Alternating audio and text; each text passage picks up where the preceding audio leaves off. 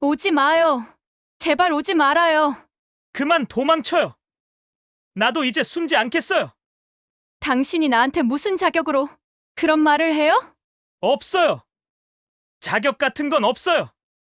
그래도 같이 살고 싶어요. 이 아이와 함께. 같이? 당신 정말 후회 안 해요? 후회할 수 있을 만큼 살아있으면 그걸로 충분해요. 그럼 나 믿어요. 마지막으로 한 번만. 서울의 불빛은 여느 때처럼 화려했지만 그날은 유난히 차가웠다. 피아노 건반 위에서 흘러나온 마지막 음이 공기 속으로 사라지던 순간 한아름 씨의 인생도 함께 꺼져가고 있었다. 졸업 연주회에서 쏟아진 박수는 축복 같았지만 그 뒤에 찾아온 어둠은 너무도 잔혹했다. 이제 정말 자유다. 그 한마디가 그녀가 세상에 남긴 마지막 평온한 말이었다. 무대 밖 세상은 냉정했다. 무거운 드레스 자락이 빗물에 젖으며 무심히 흘러내렸다. 발끝에 닿은 빗방울이 차가웠다. 마포구의 한 골목 노란 가로등 아래서 발걸음을 멈췄다. 잠깐 바람이 스쳤다. 뒤에서 누군가의 숨소리가 느껴졌다. 괜찮으세요? 낮고 거친 목소리가 들렸다. 네, 그냥 길을 잘못 들어서요. 눈길이 마주쳤다. 그 짧은 순간 서로의 세계가 무너졌다. 그날 이후 아무도 멈추지 못했다.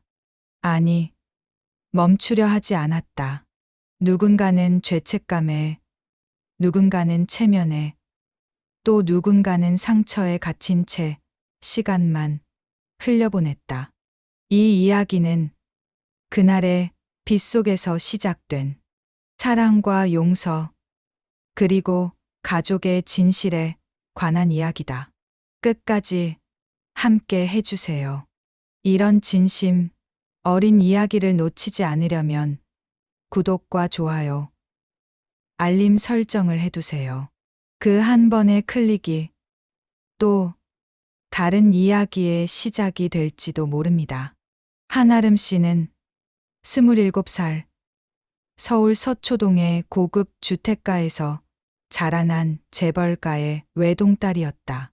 아침마다 정원에서 들려오는 새소리와 하녀가 가져다주는 따뜻한 홍차 향 속에서 하루를 시작했다. 피아노 건반 위에서 손끝을 움직이는 일이 삶의 전부였다.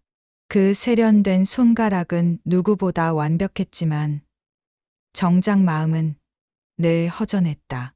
아름아, 이번 콩쿠르에서는 반드시 1등 해야 한다. 우리 집의 명예가 달려 있어. 건웅 씨의 말은 늘 무겁고 명령처럼 들렸다. 알겠어요, 아버지. 짧은 대답이었지만 그 속엔 복종보다 체념이 담겨 있었다. 혜선 씨는 남편보다 부드러웠다. 하지만 딸을 바라보는 눈빛 속에서도 계산된 자부심이 섞여 있었다. 우리 딸, 세상 사람들이 얼마나 부러워하는지 알아? 내 연주가 신문에 실리면 사람들 다 감탄할 거야. 엄마, 전 그냥 음악이 좋아서 하는 건데, 음악이 좋아서만은 안 돼. 세상은 그렇게 단순하지 않아. 그 말에 아름 씨는 피아노 건반 위를 바라보다가 조용히 손을 떼었다. 그녀가 유일하게 숨 쉴 수 있었던 공간은 연습실이었다. 밤이 깊을수록 건반 위의 울림은 더 애절해졌다. 가끔은 자신이 누구의 딸이 아닌 그저 음악을 사랑하는 평범한 사람으로 살고 싶다는 생각이 들었다.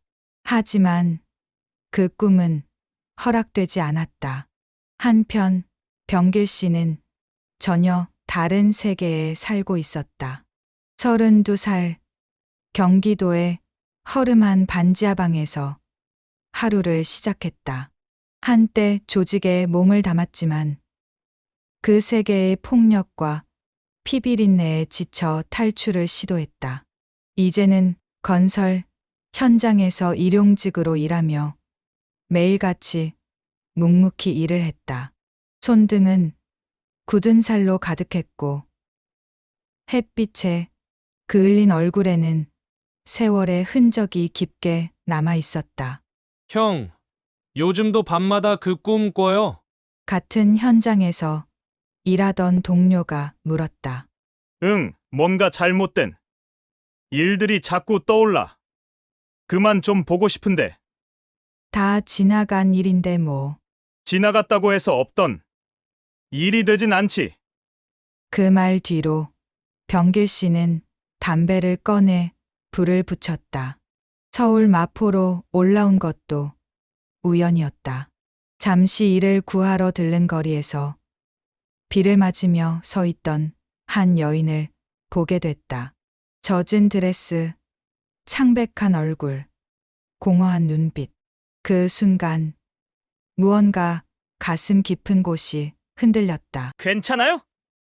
네, 그냥 잠시 쉬고 있었어요. 그 대화는 아주 짧았지만 병길 씨의 머릿속에서 계속 반복됐다. 서로 다른 세상, 닿을 수 없는 거리. 그러나 그날 밤 그 거리가 비극으로 좁혀졌다. 그날의 비는 유난히도 무거웠다. 도시의 불빛이 젖은 도로 위에서 반사되고 사람들의 발소리는 점점 사라져갔다. 모든 것이 정적에 잠기던 그 순간 운명은 어긋났다.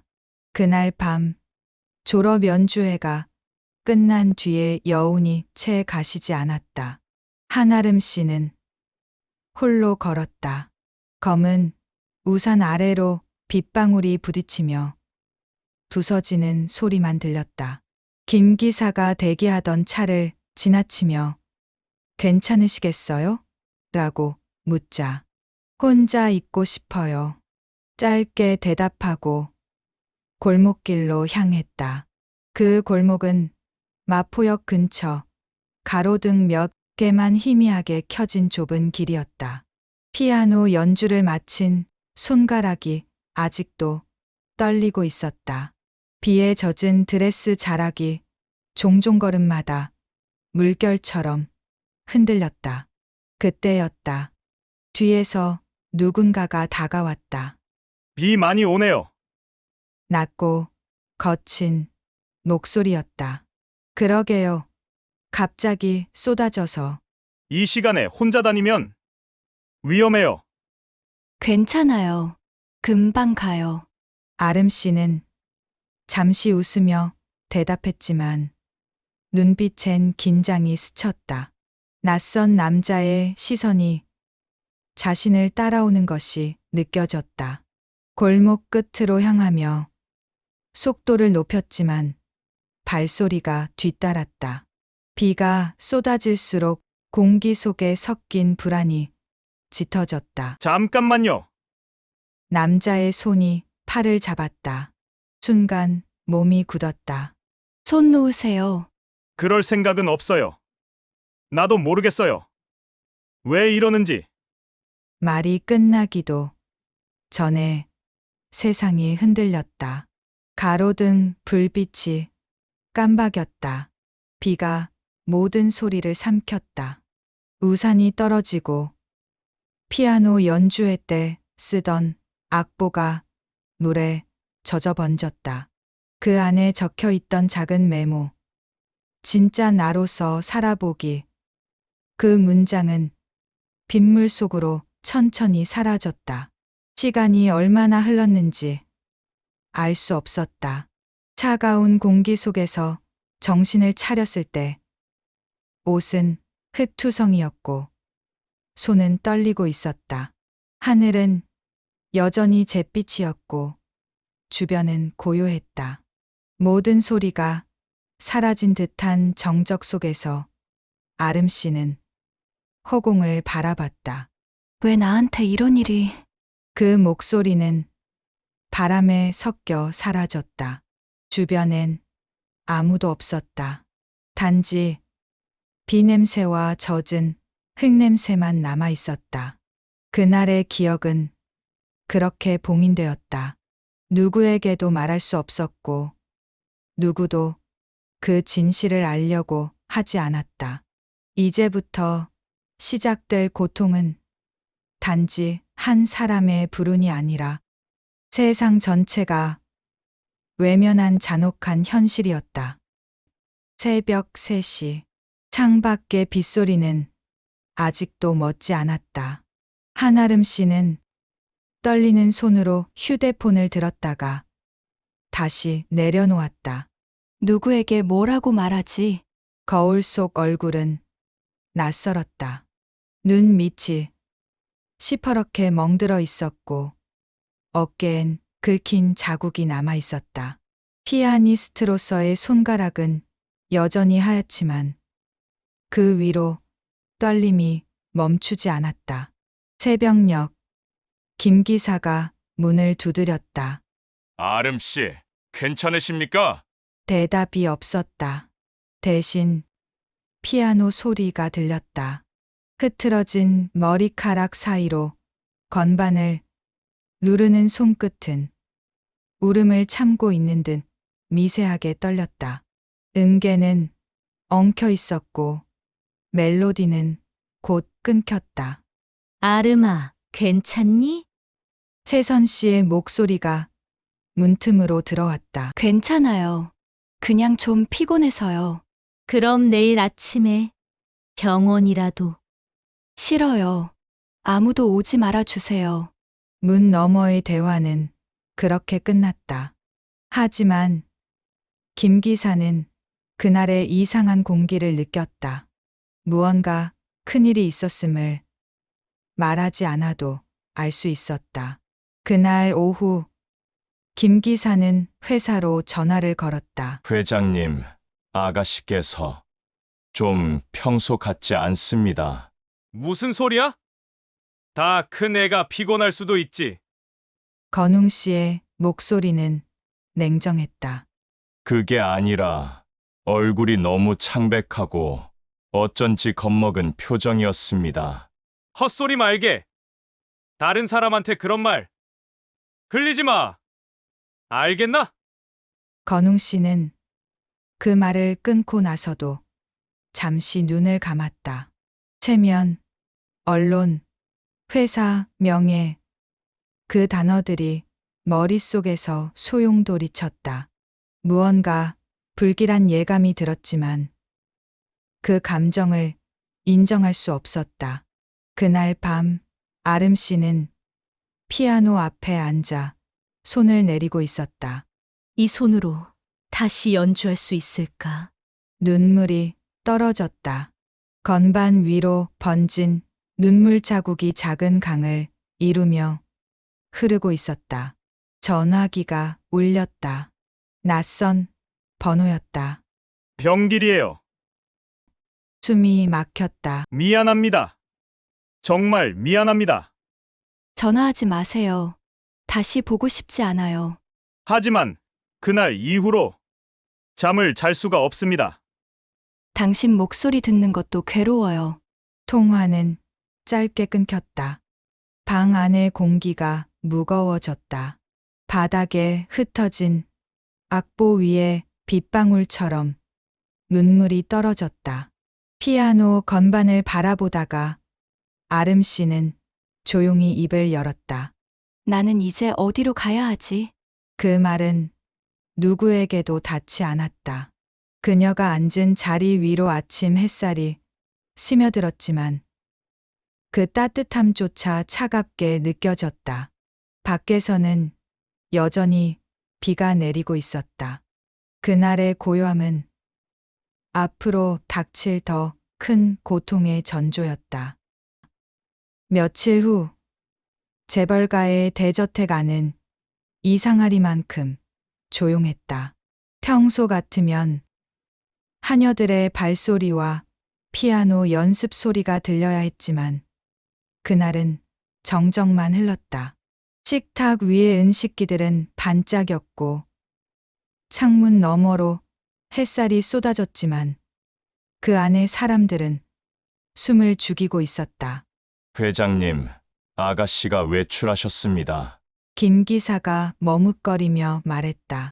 또 건웅 씨는 신문을 내리며 안경을 벗었다. 요즘 이상하네. 연습은 안 하고 어디를 그렇게 놔두는 건가? 혹시 무슨 일이라도 그만. 더 이상 불필요한 얘기는 하지 말게. 그 목소리는 단호했다. 하지만 그 단호함 속에 묘한 불안이 섞여 있었다. 그 시간 한강 근처의 작은 공원 벤치에 한아름 씨가 앉아 있었다. 손에 든 악보는 구겨져 있었고 바람이 스치면 종이 조각이 허공으로 날아갔다. 눈앞에는 강물이 흐르고 있었다. 이 물 위로 흘러가면 다시는 아무 일도 없던 것처럼 될까? 그 말은 바람에 실려 사라졌다. 뒤쪽에서 익숙한 목소리가 들렸다. 찾았어요. 놀라 돌아보자 병길 씨가 서 있었다. 이전보다 수척해진 얼굴이었다. 왜 여길 알아냈어요? 미안합니다. 그날 이후로 하루도 편히 숨 쉴 수가 없었습니다. 그럼 이렇게 찾아와서 뭘 어쩌겠다는 거예요? 책임지고 싶어요. 책임. 그 단어가 입술에서 떨어지자마자 아름 씨는 손을 떨었다. 책임질 수 없는 짓을 해놓고 이제 와서 무슨 말을 해요? 잠시 침묵이 흘렀다. 강물 소리만 들렸다. 병길 씨는 눈을 내리깔았다. 용서해달라는 말은 못하겠어요. 다만 살아보려 합니다. 나도. 그리고 그는 말을 잇지 못했다. 나도 이젠 누군가의 인생을 망친 사람으로 남고 싶지 않아요. 아름 씨는 눈을 감았다. 그 말이 위로가 될 거라고 생각해요? 아니요. 그저 진심으로 하고 싶었어요. 바람이 불어왔다. 머리카락이 얼굴을 가렸다. 한참을 아무 말도 하지 않았다. 둘 사이의 거리는 손을 뻗으면 닿을 만큼 가까웠지만 세상에서 가장 먼 거리였다. 그날 밤 아름 씨는 집으로 돌아와 부모에게 모든 걸 털어놓기로 결심했다. 무겁게 닫힌 대문을 지나 응접실로 들어서자 세선 씨가 놀란 얼굴로 일어섰다. 어머, 얼굴이 왜 그래? 엄마, 나 해야 할 말이 있어요. 무슨 일인데 그래? 무섭게. 그때 계단 위에서 내려오던 건웅 씨가 멈췄다. 표정이 굳어 있었다. 뭐냐? 무슨 일 있었냐? 아름 씨의 입술이 떨렸다. 아버지, 나 그날 밤에 그 말을 끝맺기도 전에 김 기사가 갑자기 들어와 귀에 무언가를 속삭였다.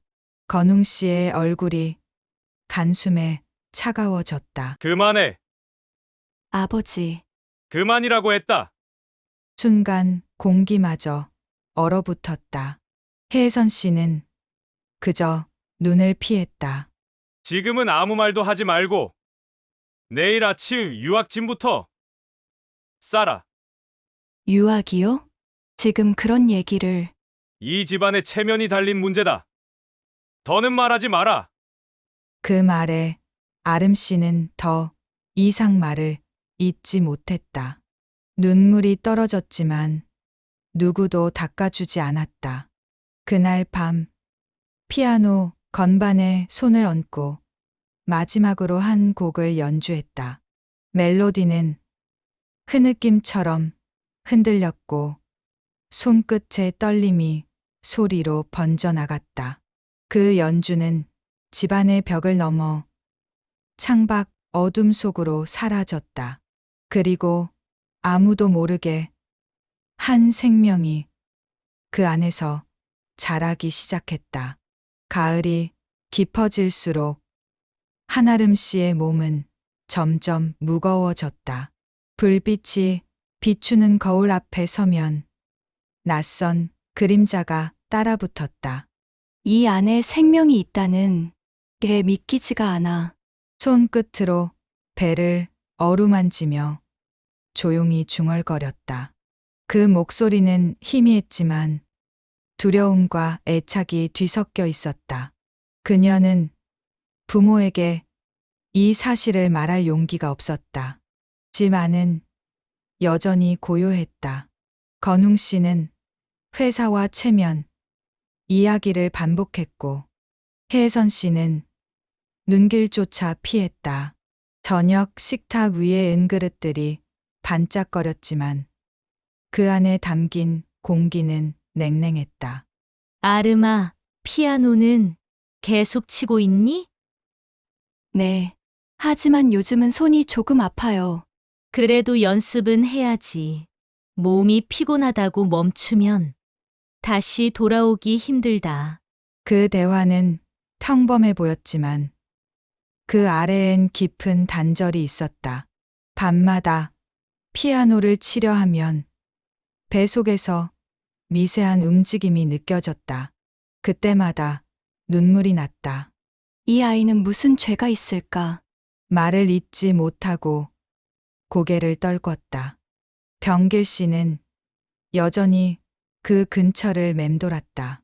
낡은 작업복 차림으로 멀리서 아름 씨의 집을 바라보며 담배를 피웠다. 이름이라도 알고 싶다. 그래야 내 죄가 조금은 덜해질 텐데. 하지만 그는 감히 문을 두드리지 못했다. 어느 날 우연히 병원 앞에서 마주쳤다. 아름 씨는 진료를 마치고 나오는 길이었고 병길 씨는 퇴근길에 들른 곳이었다. 서로의 시선이 마주쳤다. 아직 날 미워하죠? 미워하지 않으면 뭐가 되겠어요. 그래도 나 이제 달라지고 싶어요. 제발 그 말만은 믿어주세요. 아름 씨는 한참 동안 침묵했다. 그런다고 과거가 사라지진 않아요. 알아요. 하지만 앞으로의 인생은 바꿀 수 있잖아요. 그 말에 아름 씨의 눈가가 흔들렸다. 당신에게 무슨 말이라도 해야 할 줄 알았어요. 그런데 어떤 말도 위로가 안 돼요. 그럼 그냥 나를 미워하면서 살아도 돼요. 대신 아이는 지켜주세요. 그 순간 아름 씨의 눈이 커졌다. 아이요? 병길 씨는 숨을 삼켰다. 너무 늦게 내뱉은 단어였다. 그걸 어떻게... 병원에선 나 들었어요. 미안합니다. 정말 미안합니다. 그만해요. 제발 그만. 아름 씨는 돌아서며 울음을 참았다. 주변 사람들의 시선이 모였지만 누구도 다가오지 않았다. 병길 씨는 무릎을 꿇고 있었다. 비가 내리기 시작했다. 그날 밤 집에 돌아온 아름 씨는 거울 앞에 섰다. 몸은 점점 무거워지고 마음은 점점 공허해졌다. 창문 밖으로 번개가 스쳤다. 그 빛이 거울 속 자신을 비췄다. 난 이제 어디로 가야 하지? 누구에게 기대야 하지? 그녀는 피아노 의자에 앉았다. 손끝이 건반에 닿았지만 아무 소리도 나오지 않았다. 마치 세상이 소리를 잃은 듯 고요했다. 그 순간 문이 열렸다. 혜선 씨가 들어왔다. 무슨 일이니? 얼굴이 왜 그래? 엄마가 나 좀 안아주면 안 돼요? 무슨 소리야? 갑자기. 그냥 아무 말 말고 안아줘요. 혜선 씨는 잠시 머뭇거렸지만 결국 다가오지 않았다. 이제 다 큰 애가 왜 이래? 피곤하면 좀 쉬어. 그 말에 아름 씨의 눈이 붉게 번졌다.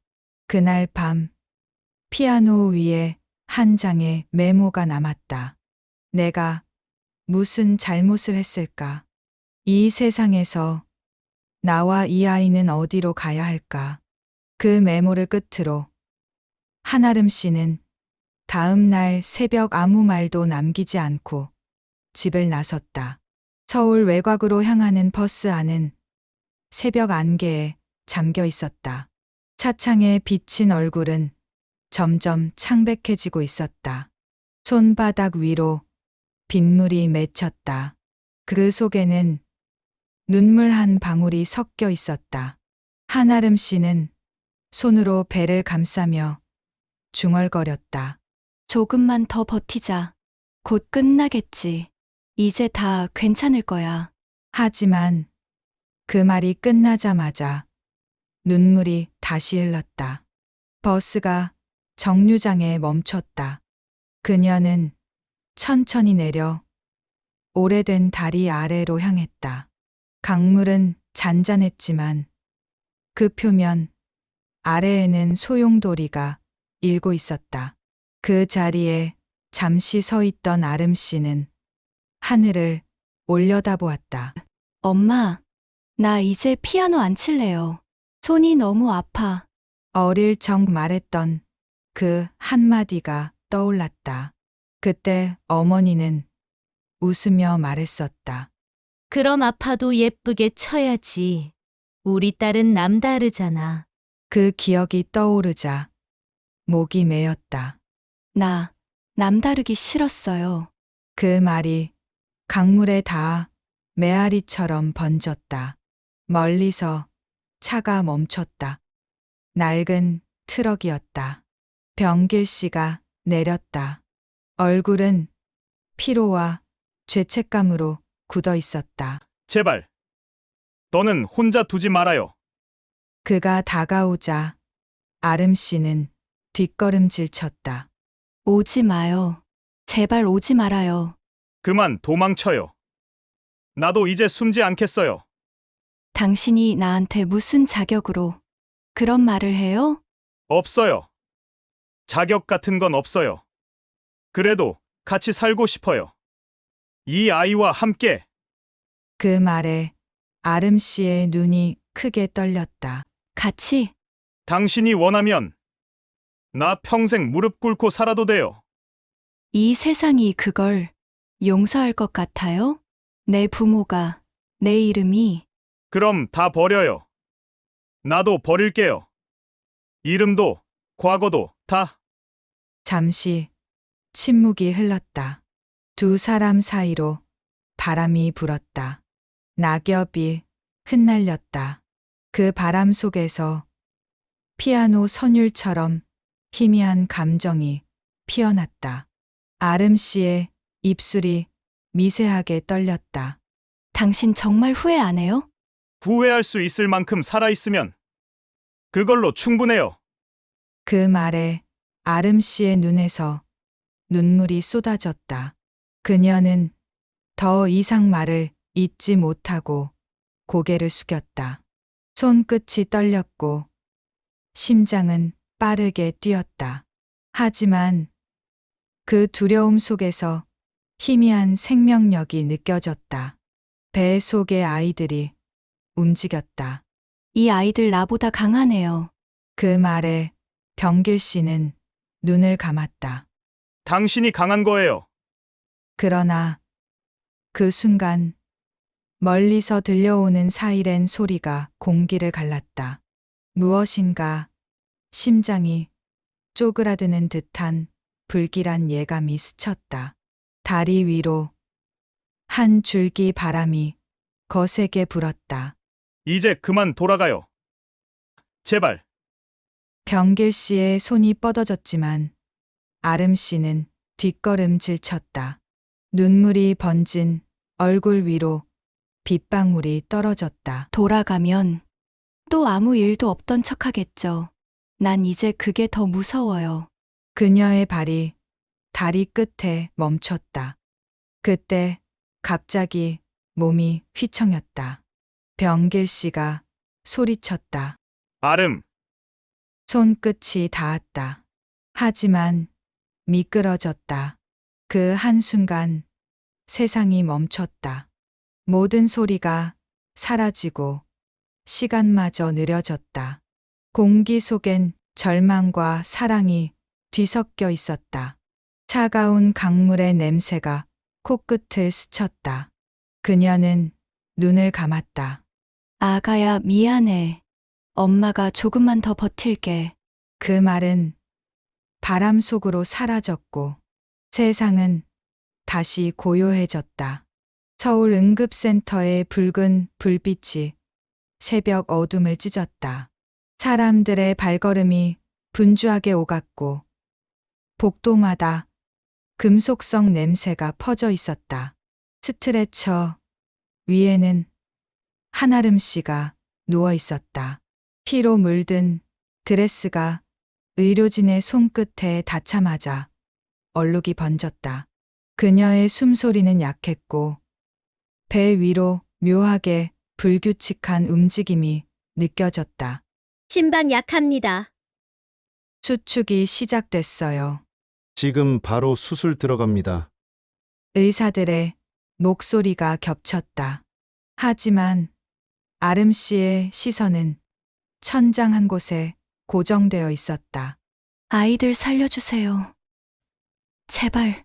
그 한마디는 힘겹게 새어나왔고 이내 의식이 희미해졌다. 한편 병길 씨는 경찰의 제지를 뚫고 병원으로 달려왔다. 그 여자는 내 말끝이 막혔다.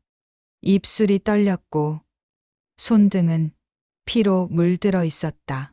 제발 좀 들여보내주세요. 제발요. 가족분입니까?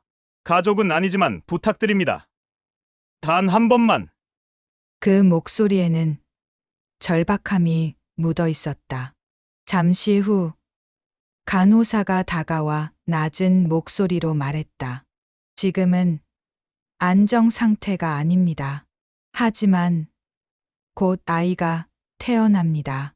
그 말을 듣자 병길 씨의 다리가 풀렸다. 무릎을 꿇고 고개를 숙였다. 살게만 해주세요. 내 죄 다 받아도 좋으니까. 수술실 불빛이 새어나왔다. 그 안에서는 산과 죽음이 맞서고 있었다. 시간이 끝없이 늘어지는 듯했다. 몇 시간 후 간호사가 문을 열었다. 새 쌍둥이입니다. 다행히 아이들은 숨을 쉬고 있어요. 그 말에 병길 씨는 벽에 몸을 기대며 눈을 감았다. 감사합니다. 감사합니다. 하지만 다음 말은 너무도 잔혹했다. 그런데 산모는 위중합니다. 그는 비틀거리며 안으로 뛰어들었다. 의료진의 재질을 뿌리치며 다가가 손을 잡았다. 아름 씨 나예요. 나 병길이에요. 그녀의 눈꺼풀이 천천히 떨렸다. 당신 왔어요? 왔어요. 늦어서 미안해요. 이제 괜찮아요. 나 여기 있어요. 아이들 무사해요? 응. 다 살아있어요. 다들 숨 쉬고 있어요. 그녀는 미소를 지었다. 그럼 됐어요. 이제 됐어요. 아니, 안 돼요. 버텨요. 나 아직 할 말 많아요. 들었어요. 그날 강에서 같이 살자고 했죠? 그래요. 우리 같이 살아요. 제발 눈 감지 말아요. 그 말 고맙다고 말하고 싶었어요. 그녀의 손이 힘없이 떨어졌다. 심박 모니터의 소리가 길게 울렸다. 병길 씨는 그 자리에서 울음을 삼켰다. 안 돼요. 제발, 나 좀 봐요. 당신이 나 살게 했어요. 나 이제야 인간이 됐어요. 간호사가 조용히 다가와 말했다. 마지막 말을 남겼습니다. 아이들에게 모든 걸 숨겨달라고. 그 말에 병길 씨는 고개를 숙였다. 그래요. 그래야겠죠. 그래야 그 아이들이 세상에서 숨 쉬며 살 수 있을 테니까. 새벽이 밝아오고 있었다. 창밖의 하늘은 서서히 푸르게 물들었다. 병길 씨는 갓 태어난 새 아이가 누워있는 보육기 앞에 섰다. 이제 너희가 내 세상이야. 절대 다시는 버리지 않을게. 그의 눈에 뜨거운 눈물이 고였다. 그날 병원 복도는 조용했지만 세상 어딘가에서 아주 작은 심장 세 개가 함께 뛰기 시작했다. 그날 이후 계절이 3번 바뀌었다. 한강 위로 불던 바람은 차가웠고 병길 씨의 어깨 위로 세월이 내려앉았다. 낡은 셔츠 소매는 헤어졌지만 그 안에 품은 새 생명은 하루하루 자라났다. 작은 단칸 방, 벽지는 군데군데 벗겨졌고 밤이면 창문 틈새로 바람이 스며들었다. 그러나 방 한쪽 낡은 요 위에는 새 아이가 나란히 누워 있었다. 작은 숨결이 규칙적으로 오르내렸다. 병길 씨는 그 모습을 바라보며 속삭였다. 아름 씨, 봐요. 우리 애들 이렇게 잘 커가요. 그의 손에는 굳은 살이 더 깊어졌다. 건설 현장, 시장, 주차장 닿을 수 있는 모든 일을 했다. 밤늦게 돌아오면 무릎으로 바닥을 기며 아이들의 이불을 덮었다. 아이들이 잠에서 깰까봐 숨소리마저 줄였다. 눈을 감을 때마다 아름 씨의 미소가 떠올랐다. 아름 씨, 당신이 바라던 세상 조금은 닮아가고 있어요. 하지만 세상은 여전히 잔인했다. 이름도 혈통도 배경도 없이 새 아이를 키우는 남자에게 따뜻한 시선은 없었다. 저 사람 전직 건달이래. 저 애들은 엄마가 없대. 속삭임은 바람처럼 들렸고 병길 씨는 그때마다 이를 악물었다. 그러나 아이들의 웃음은 세상의 모든 비난을 잠재웠다. 아빠, 오늘은 왜 늦게 왔어? 아빠 손 다쳤어? 응, 괜찮아. 아빠는 강하니까. 그 말에 아이들은 웃었다. 새 쌍둥이의 웃음소리가 골목을 가득 채웠다. 그 웃음은 가난과 상처를 잠시 잊게 했다. 시간은 흐르고 아이들은 초등학생이 되었다. 서로 닮은 얼굴로 학교에 다니며 항상 손을 잡고 다녔다. 선생님들은 가끔 놀라며 말했다.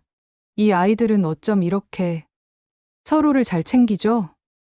병길 씨는 조용히 웃었다. 그건 아마 어머니의 마음을 닮아서겠죠. 그날 이후 재벌가의 저택은 여전히 완벽한 정적을 유지했다. 건웅 씨는 회사에서 여전히 권위를 지켰고 세선 씨는 사교 모임에서 미소를 지었다. 하지만 두 사람의 마음 속에는 설명할 수 없는 공허함이 자리하고 있었다. 어느 날 김 기사가 조심스레 말했다. 회장님, 혹시 한 번쯤 따님 묘소에 다녀오시는 게 어떨까요? 그 한마디가 건웅 씨의 가슴을 흔들었다. 이제 와서 무슨 의미가 있겠나? 의미는 찾아가는 거 아닙니까? 그 말에 건웅 씨는 시선을 돌렸다. 혜선 씨는 창가에 서서 하늘을 바라보고 있었다. 여보, 우리 가요. 그 한마디는 낮았지만 단단했다. 며칠 뒤 부부는 딸의 묘 앞에 섰다. 묘비 위로 낙엽이 쌓여 있었다. 혜선 씨는 손끝으로 그 낙엽을 쓸어내렸다. 미안해, 아름아. 너무 늦었지. 건웅 씨는 아무 말도 하지 않았다. 눈물이 주름 사이를 타고 흘렀다. 그때 묘 뒤편에서 아이들의 웃음소리가 들렸다. 고개를 돌리자 새 쌍둥이가 서로를 쫓으며 뛰어놀고 있었다. 햇살이 아이들의 머리카락에 닿자 그 모습이 한아름 씨와 겹쳐 보였다. 여보, 저 애들 봐요. 저 눈빛. 혜선 씨의 목소리가 떨렸다. 저건 아름이 눈이잖아요. 병길 씨가 멀리서 아이들을 부르고 있었다.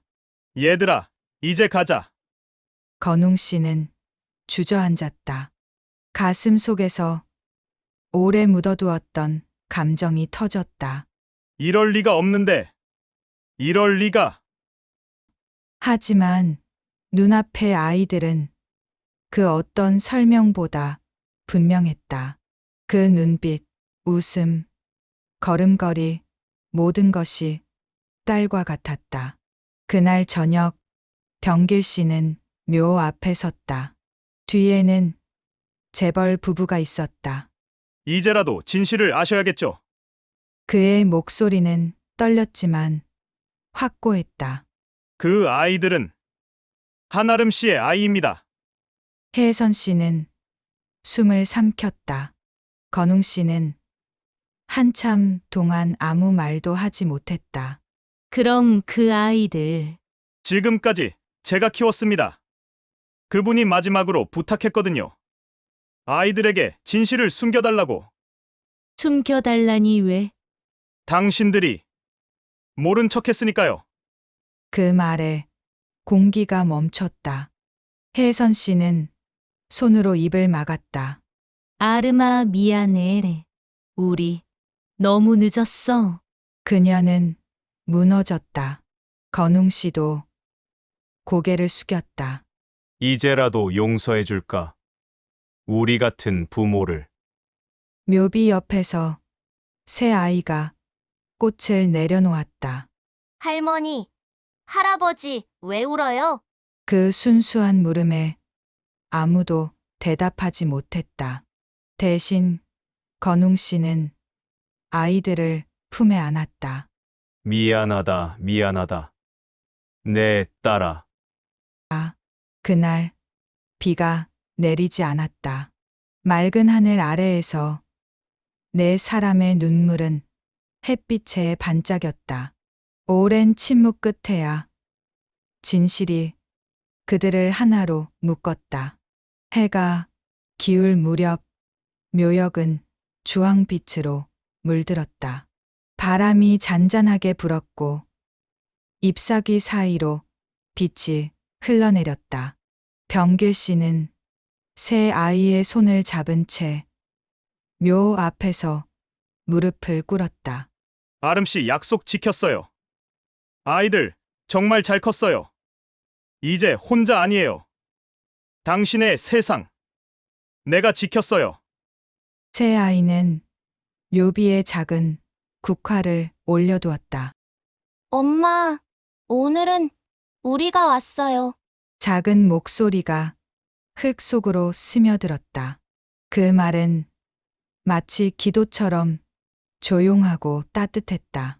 그 뒤로 한 걸음 떨어진 곳에서 건웅 씨와 혜선 씨가 서 있었다. 두 사람의 얼굴은 세월보다 더 깊은 후회로 물들어 있었다. 이 아이들이 내 아이들이구나. 건웅 씨의 목소리는 떨렸다. 내가 널 얼마나 오해했는지, 얼마나 잔인했는지 이제야 알겠다. 혜선 씨는 조용히 눈을 감았다. 아름아, 미안해. 그때 내가 말하던 살고 싶다는 그 말이 무슨 뜻이었는지 이제야 알아. 그녀의 손끝이 떨렸고 건웅 씨는 그 손을 잡았다. 이제라도 우리가 할 수 있는 건 남은 아이들을 지켜주는 거야. 병길 씨는 그 말에 고개를 숙였다.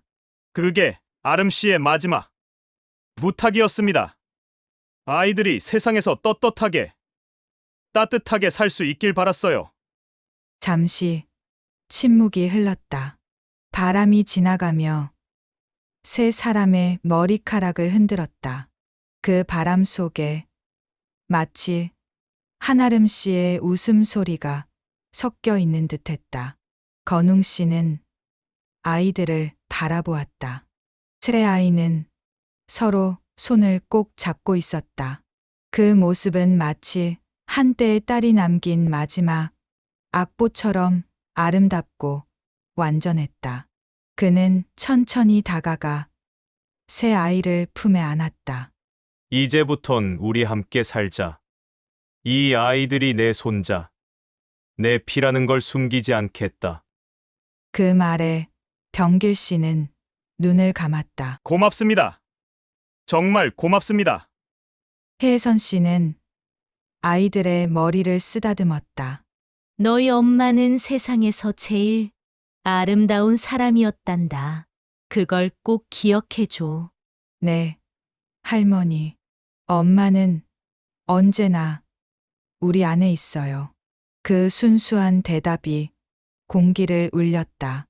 묘비 앞에는 내 송이에 꽃이 놓였다. 새 아이의 손길, 그리고 병길 씨의 손끝. 그들 위로 석양이 떨어지며 긴 그림자를 만들었다. 그 그림자는 마치 한 가족이 오랜만에 다시 이어진 듯 포개어져 있었다. 그날 저녁 병길 씨는 집으로 돌아와 피아노 앞에 앉았다. 한아름 씨가 마지막으로 남긴 악보가 여전히 그곳에 있었다. 먼지를 털어내고 건반을 눌렀다. 낮고 따뜻한 선율이 울렸다. 그 소리는 이별의 노래가 아니라 새로운 시작의 노래였다. 아이들이 옆에 다가와 나란히 앉았다. 아빠, 이게 엄마 노래야? 그래. 엄마가 세상에서 제일 사랑하던 노래야. 그럼 우리도 같이 칠래요. 세 개의 작은 손이 건반 위에 포개졌다. 그날 밤, 그 낡은 방 안에는 세상에서 가장 맑은 음악이 흘렀다. 세상은 여전히 차갑고 불완전했지만 그 작은 집 안에는 가족의 온기가 피어올랐다. 누군가는 체면을 잃고서야 사랑을 배웠고 누군가는 죄 속에서 인간이 되었다. 그리고 누군가는 세상을 떠난 뒤에야 진심을 남겼다. 이 이야기는 한 사람의 죽음으로 끝나지 않는다. 그 죽음이 세 사람의 삶을 다시 시작하게 만들었으니까. 사랑은 때로 가장 잔인한 방식으로 우리를 가르치지만 결국엔 우리를 다시 하나로 묶는다. 여러분은 어떻게 생각하시나요? 가족이란 피로 이어진 관계일까요? 아니면 마음으로 맺어지는 인연일까요? 댓글로 여러분의 생각을 남겨주세요. 오늘 이야기를 끝까지 들어주셔서 감사합니다. 다음 이야기에서도 진심이 담긴 한 사람의 삶을 함께 나눠드릴게요. 구독과 좋아요, 알림 설정으로 다음 이야기를 기다려주세요.